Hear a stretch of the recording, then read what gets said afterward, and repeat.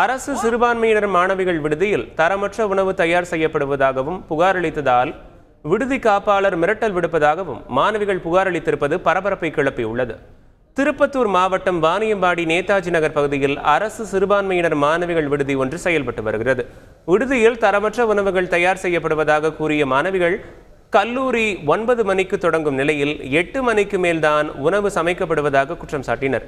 இதுகுறித்து மாவட்ட ஆட்சியரிடம் மாணவிகள் புகார் அளித்த நிலையில் விடுதி காப்பாளர் உஷா விசாரிக்கப்பட்டுள்ளார். விசாரணை முடிந்து விடுதி திரும்பிய உஷா மாணவிகளிடம் உணவு தரமான முறையில் வழங்கப்பட்டதாக கூறி கடிதம் ஒன்றை எழுதி வலுக்கட்டாயமாக கையெழுத்து கேட்டதாக கூறப்படுகிறது. இதனையடுத்து தங்களுக்கு நடந்தது குறித்து விடுதலை சிறுத்தைகள் கட்சி நிர்வாகி ஓம் பிரகாஷை தொடர்பு கொண்ட மாணவி ஒருவர் சம்பவத்தை எடுத்து கூறி தற்கொலை செய்து கொள்ளப் போவதாக பேசிய ஆடியோவாக வெளியானது அதிர்ச்சியை ஏற்படுத்திய நிலையில் சிறுபான்மை நல அதிகாரிகள் விசாரணை மேற்கொண்டு வருகிறார்கள். ஃபுட்டு செய்கிற அந்த மேடம் வந்து காலையில் 7:30க்கு இல்லை 8 o'clock தான் வராங்க. பட் எங்கள் காலேஜ் வந்து 9 o'clock இருக்கணும். அப்படி லேட்டாக போனால் ஆப்சன்ட் போட்டுறாங்க, எனக்கு ஃபைன் கேட்குறாங்க. அப்படியும் லேட்டாக போய் ஃபைன் கொடுத்தாலையும் 1 day இல்லை 2 days லீவ் போட்டுறாங்க. ஸோ அவங்க வந்து சீக்கிரமாக ஃபுட்டு செஞ்சு கொடுத்தா நாங்கள் மேபி சாப்பிட்டு போகலாம். இல்லைனா நாங்கள் டெய்லியும் சாப்பிடாம தான் போகிறோம். காலையில் ஈவினிங்கில் வந்து 2:45 விட்டுறாங்க.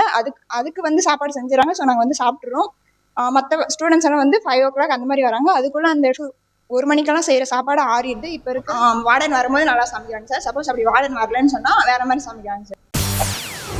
செய்திகளை உடனுக்குடன் தெரிந்து கொள்ள உடனே சப்ஸ்கிரைப் பண்ணுங்க.